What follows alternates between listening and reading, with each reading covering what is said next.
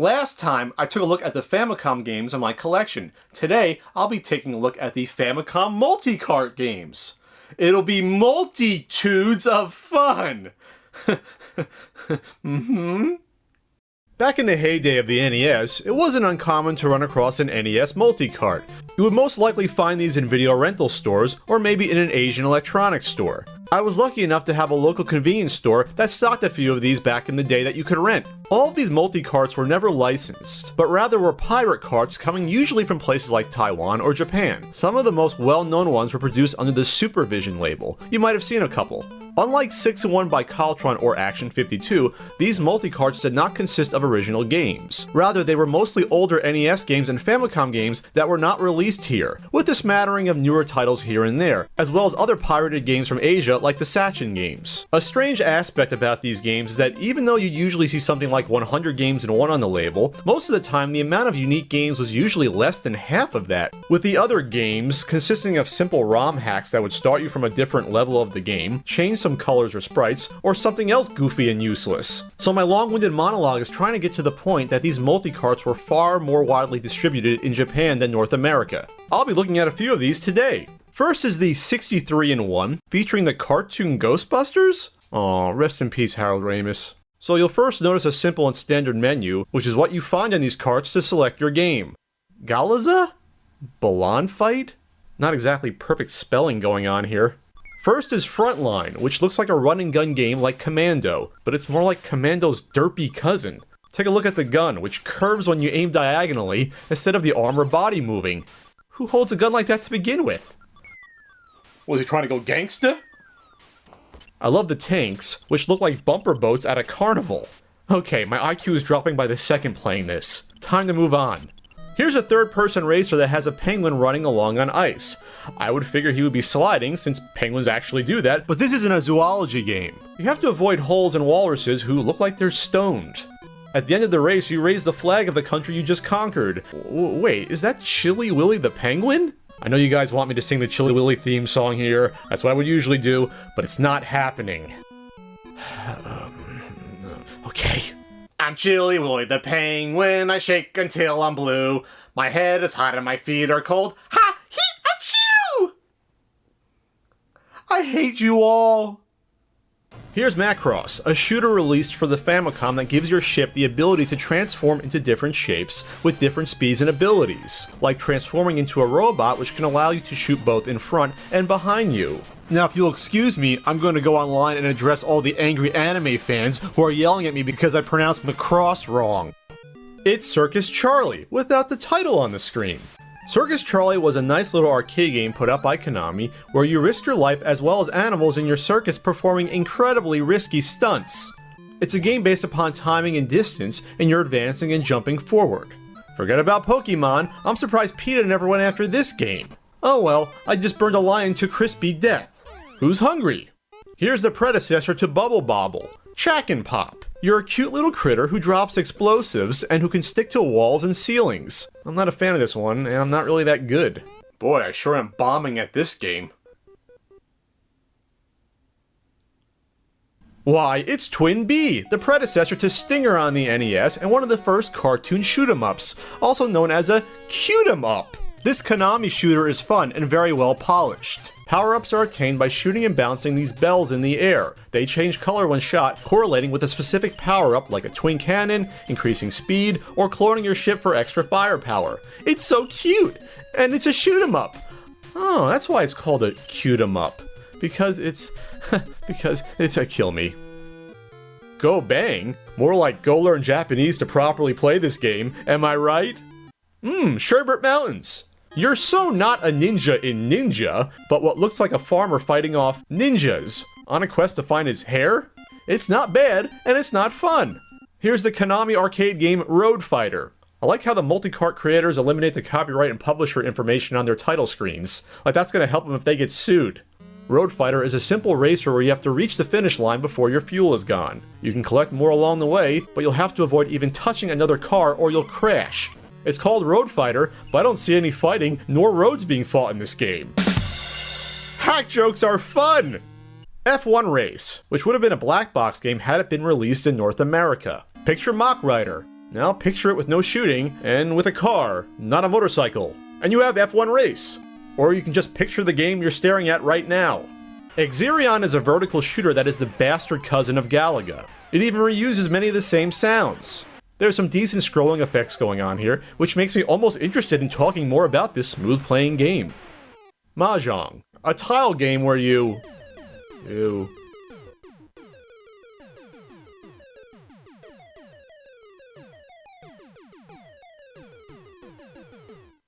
Sky Destroyer, a nice third-person shooter where you control a Japanese Zero and have to shoot down those evil Americans. You can take on planes as well as destroy ships with torpedoes. Die, Yankee dogs!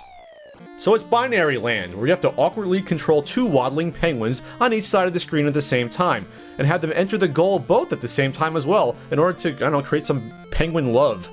It's definitely original, and definitely annoying to play, but at least it's Hudson Soft.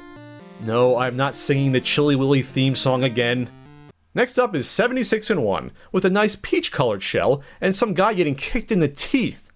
Look, there's even more misspellings on this cart than the first. Mabby? Galaza? Millipeckle? What the flicklice is going on? This is the Atari version of Tetris, released under the Tengen label in the US, which is a great version of the game due to the different modes, including a two-player simultaneous one. Atari and Nintendo would get into a nasty lawsuit over the US publishing rights to the game, which Nintendo won, resulting in the Tengen Tetris games being pulled from shelves in the US, and that's why the Tengen version is relatively tough to find. So go out and corner the market now and buy them all up so you can resell them at 10 times the price. That's a Pat game scalping tip. It's time for everyone's favorite arcade game where you kill by pumping up a body with air until it explodes, Dig Dug! While the sequel was released on the NES, the original Dig Dug by Namco inexplicably was not. Ah well, you'll have to find lots of other fun ways to murder on your NES. Field Combat is a very interesting game where you have to fight an opposing army with your saucer-looking vehicle. You can shoot the enemy soldiers and vehicles, but you also have the ability to deploy your own units that will attack the enemy, as well as capture enemy units which you can then redeploy on your own side. It's like playing with toy soldiers, which there's nothing wrong with at all, even as an adult. Right, guys? Right? Aw, look at the police mouse. Yes, it's Mabby, Mappy, the Namco arcade game that has the player controlling a mouse cop trying to stop thieving cats from looting houses by using trampolines and microwave radiation. It's a simple, fun, and challenging arcade game that gets tiresome after 60 seconds.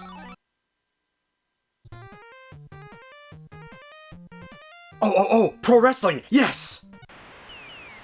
No! Sweet lord, it's Muscle! It's the sorry wrestling game where you can punch and do jump kicks, and yeah, I really don't want to play this. Muscle is not a good game. I don't care how much manga you've read of Muscle. I don't care if you have Muscle pajamas. Did you have the toys? Who cares? I did too. Doesn't change anything. Muscle is not a good game. Super Arabian is a single-screen platformer that has you collecting all the letters on each level while avoiding and attacking enemies. The animation is impressive for such an early title. Take a look at your little guy crawling and rope climbing around. Your mode of attack is not a sword, but your very impressive foot. Get him, Super Arabian! This cheap-looking multicart is one of the ones you'd find in the late 90s or early 2000s, packed in with those pirate controller systems that you can hook directly to your TV as a system. Yeah, I'm sure Super Mario Sunshine is really on this cart. This is a great example of those multicarts that has maybe only a dozen unique games, but then 5 or 6 variations of each. Let's start with Super Mario. Never heard of it, but it looks good. Lunar Ball. This is a pool game that looks eerily similar to Lunar Pool, because, well, it is Lunar Pool. It's a standard arcade-style billiards game where you have to put the balls into pockets in the correct order to score points to move on. What's interesting is that if you look closely, you'll see that the pool table is in fact on the surface of the moon. And yes, that's the only thing remotely lunar about Lunar Ball. Here's a Super Mario ROM hack, Fancy Mario. I'm disappointed. I expected to see Mario dressed in a tuxedo, but it's not happening here. Sky Mario, which you think would take place in the sky, but no, you just see the sky in the background. That's pretty lazy, even for a pirate cart. They might as well call the game Sky Kid. Oh wait, that's taken. Save Princess simply starts you on the 8th and last world of the game, so you can save Princess. I'm getting tired. Galaxian Moo. This is the classic arcade game Galaxian, but I'm trying hard to really see the cow connection. This multicart stinks like cow dung. There, I found it. Here's another multicart, the 136-in-1, and it's broken? Oh no! I've let you all down. Another shoddy multicart held together by Elmer's glue, 96-in-1. This one at least has Pokemon? Tennis, starring an anime character, and Kage of Legend, which looks strangely like a screenshot from Twilight Princess. Ye Are Kung Fu, one of the first one-on-one fighting games. It's a fun little title that has a nice array of moves and enemies. And yes, I would take this game over twitchy ADD fighters like Marvel vs. Capcom 3 any day of the week. Aw, he's so happy he just put Wang in a coma. Here we go, Pokemon. This should be a treat. Alright, this is obviously a hack of an early Nintendo black box game. You control the dark Pikachu and have to avoid the lighter one. The object is to collect all the fruit in the level and get to your Lady Pikachu waiting in the house for some dirty Pokemon lovin'. Maybe Bulbasaur will join for a three-way. Karateka, the classic one-on-one computer fighting game, and wait, I wasn't ready! So yes, Karateka, developed by Jordan Mechner, features fantastic character animation due to the rotoscoping method he used at the time. It was never released on the NES, but Jordan Mechner's later creation, Prince of Persia, was. Yay, Jordan! It's Battle City, spelled correctly here, and it's an overhead tank shooter. So it's a beefed up version of Combat, featuring power-ups, more obstacles, and a base that you have to defend at the bottom of the screen. Simple, but fun. Combat. The game the nerd wanted to trade me for my NWC cart. What an idiot! Hate that guy! I'm excited about this one. Here it is, Kage of Legend. And wait, that's Legend of Kage, not Twilight Princess. I've been bamboozled! Here's the original Tennis. See my Black Box review series to hear me discuss this, as well as Tennis SED, where the difference is I can't see what it is. Oh, there it is. The computer player is wearing green now, not pink. If they really wanted to make this exciting, they should have made it Tennis STD, where the ball is laced with hepatitis. This cart could be exciting. 44 games. It's shaped like an N64 cart, which means it was produced later than most of the other ones. That leads me to believe that we could potentially see some actual original games on here, but I doubt any with X-Wings. I love the Russian polka music used in the menu here. First, let's look at Harry's story. Dirty Harry? It's Harry Potter, the boy witch! No, wait, warlock. No, wizard. No, sticking with boy witch. Yes, it's Harry Potter, broomstick and all. We start off with some backstory that takes longer to get through than reading the actual book, and then it's Harry jumping and kicking rats and beating on Dudley. What the hell is this? Everything about this game is piss poor. The controls, the hit detection, and oh yeah, the fact that it has nothing to do with Harry Potter. Where's the magic? Where are the spells? Why is Harry staring at me like a creep? No answers! So you keep beating on the same enemies with poor movement and AI over and over again. After the first level, you get to an island where you proceed to shin-kick more enemies and get knocked into pits by frantic dolphins and rats. Ah, walking octopus! The fact that the game expects you to try to platform like a normal game when the jumping is so bad is laughable. And then you're underground fighting snakes and rats and purple flames that follow you. I believe this is from the Order of the Phoenix film. Then you kick the ever-loving shit out of this little old lady wearing a green hat. Why? Because it's fun, I don't know. This game looks and plays like a bad dream. Hunter. This features Action 52-esque graphics and gameplay. You control what looks like a mole trying to avoid whatever that creature is. There's no music while you're jostling around. You can float up and down these columns, and then you quickly turn the game off in embarrassment for the developers. Shoot the goof. Oh, I gotta get my zapper, but it's all the way over there. I don't want it. I'm not getting the zapper, but take a look at this game where you shoot the goof. In Shoot the Goof. Magician, from the heralded creators of Hunter. It's a side-scrolling action game which gives a player several spells on their way to obliterating these pink lemming-looking things. This is actually not that bad a game, believe it or not. They could have named this game Harry's Story, and it would have been a lot closer to a Harry Potter game than whatever that other mess was. World Cup 2002 is a hack of the original soccer, but with giant rabbits instead of players, which is kind of frightening the more I think about it. Tunny. What the hell?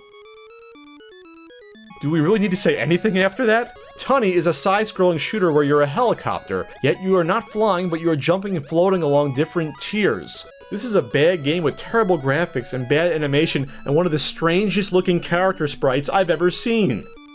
Super Shrek. Super Mario Brothers, but with Shrek. Now this is how you do a ROM hack!